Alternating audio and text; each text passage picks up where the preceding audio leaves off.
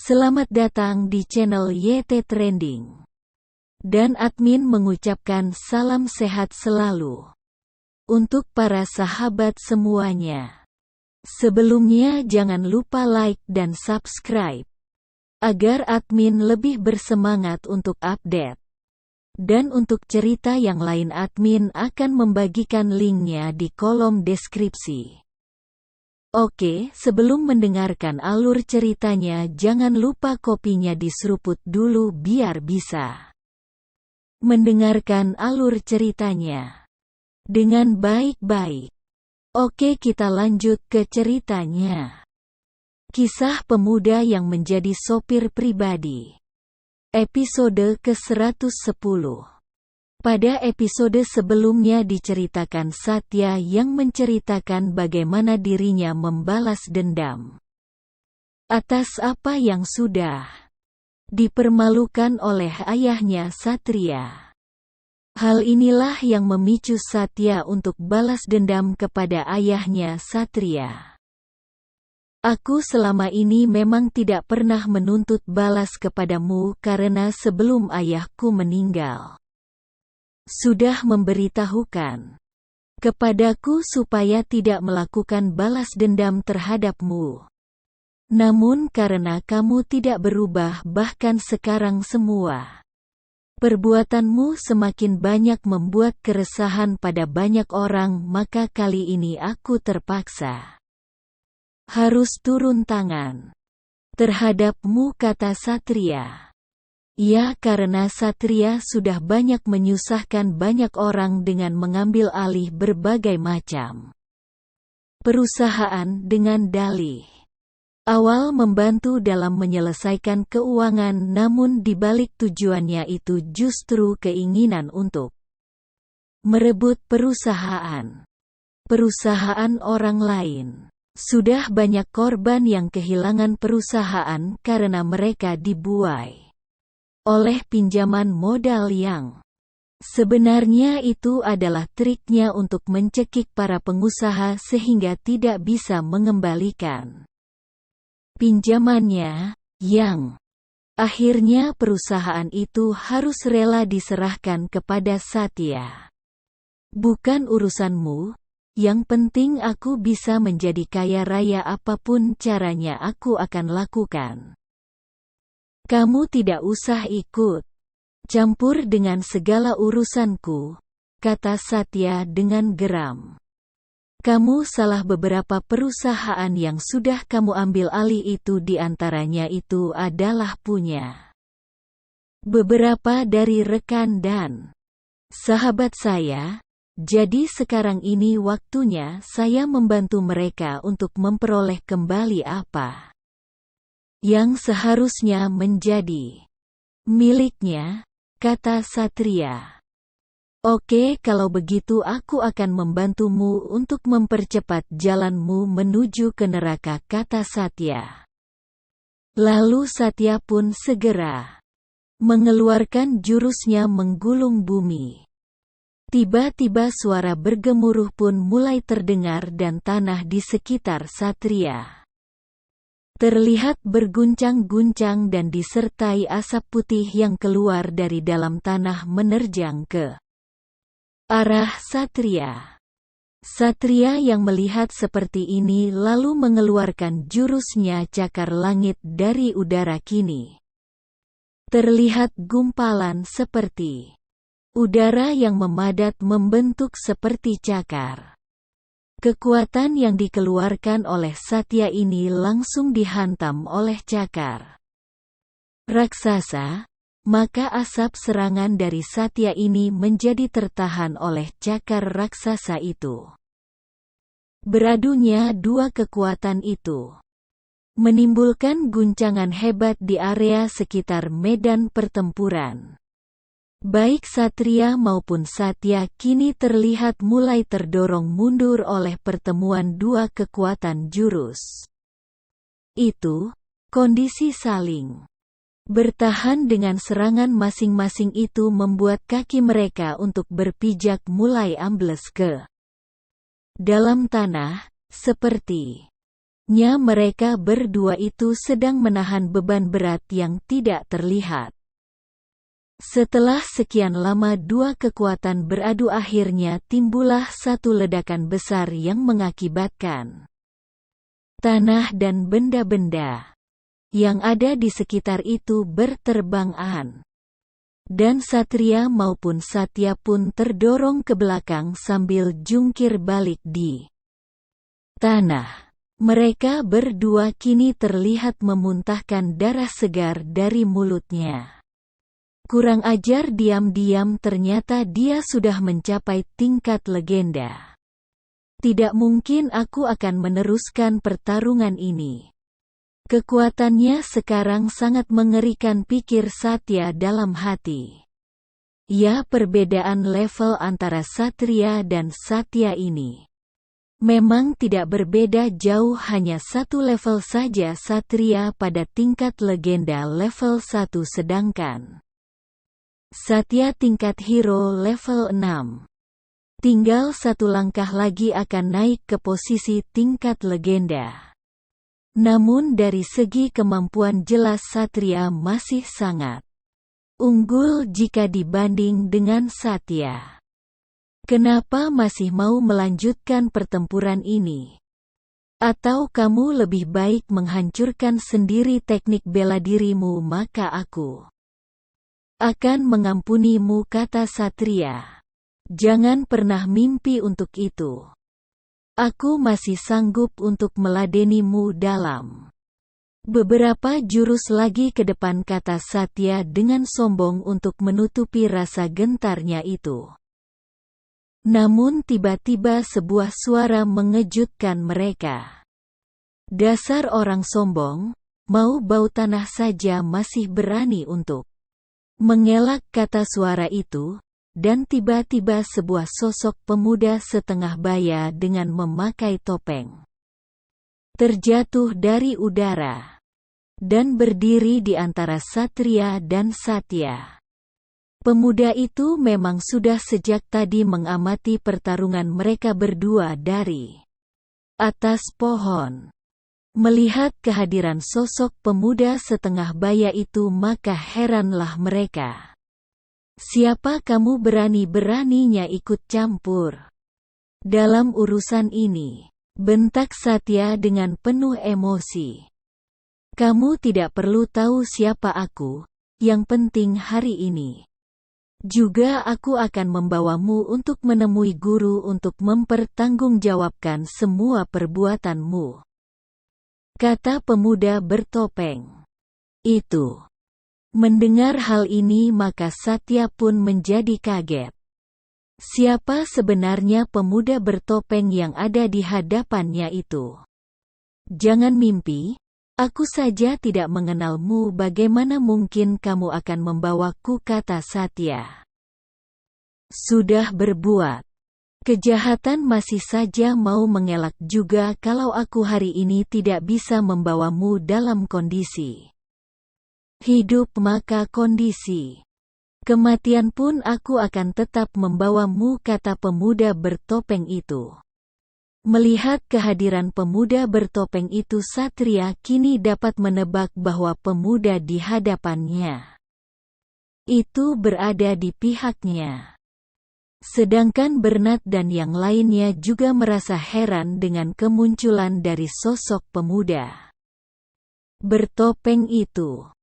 Berani sekali kamu berkata begitu, apak bukan sebaliknya aku yang akan menunjukkan jalan kematian kepadamu, kata Satya, yang merasa bahwa pemuda setengah baya di hadapannya itu pastilah juniornya karena dirinya datang dengan membawa dirinya atas perintah dari guru. Ya, walau bagaimanapun juga Satya ini memang mempunyai hubungan yang tidak baik dengan gurunya, di mana dirinya pernah mengelabuhi banyak para master ahli bela diri atas nama dari gurunya itu, sehingga membuat nama baik dari sang guru menjadi tercoreng. Ya, pemuda setengah baya itu tidak lain adalah Anton, kakaknya Bernard. yang mendapatkan tugas dari sang guru master Flay untuk membawa kembali murid bejatnya itu. Dan Anton memang secara diam-diam meminta kepada sahabatnya Alena si walet merah untuk memata-matai Bernard adiknya. Karena Anton merasa bahwa adiknya itu mempunyai banyak informasi tentang praktisi ahli bela diri. Baiklah, kalau begitu aku akan membawamu paksa untuk itu, kata pemuda bertopeng yang tak lain adalah Anton. Lalu segera Anton pun merangkapkan kedua telapak tangannya di depan dada. Seketika itu juga sebuah cahaya yang membentuk sosok besar berwarna kuning keluar di belakangnya. Sosok itu berupa beruang emas. Melihat hal ini, maka Satya pun juga tidak mau ketinggalan. Dirinya juga melakukan hal yang sama dan sosok besar berwarna merah berbentuk banteng ada di belakangnya. Ya, dua jurus maut beruang emas melawan jurus banteng merah kini bersiap-siap untuk bertarung. Baiklah, terimalah kematianmu, teriak Satya lalu mengarahkan tangannya ke depan dan banteng itu pun langsung menerjang ke arah pemuda bertopeng itu. Begitu pula sebaliknya, Anton juga melakukan hal yang sama. Maka tak pelak lagi kedua sosok raksasa itu langsung saling serang. Debu-debu di sekitar lokasi pertempuran pun mulai banyak berhamburan sehingga membuat orang-orang yang ada di sekitar tempat itu berlari menjauh. Sampai saat ini Bernard yang belum mengetahui bahwa sosok pemuda bertopeng itu adalah kakaknya. Bagaimana ini, Ben? Apakah kita hanya menonton saja atau perlu membantu pemuda bertopeng itu, kata Satria. Tidak perlu, Sat.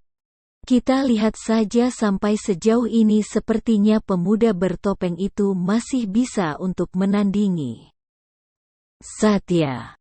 Ya, secara peringkat memang posisi Anton ini berada di bawah dari Satya. Namun dari segi ketahanan fisiknya, bahwa pemuda bertopeng itu memiliki tubuh fisik yang sangat kuat. Sepertinya pemuda bertopeng itu dahulu mengalami pelatihan yang keras dalam melatih ketahanan fisik. Dari pertarungan itu masih terlihat sangat sengit pemuda bertopeng dan Satya sama-sama memiliki kelincahan yang hampir menyerupai. Ya, walau bagaimanapun juga mereka berdua adalah murid dari satu orang guru yang sama, di mana spesialisasinya memang dalam hal kecepatan.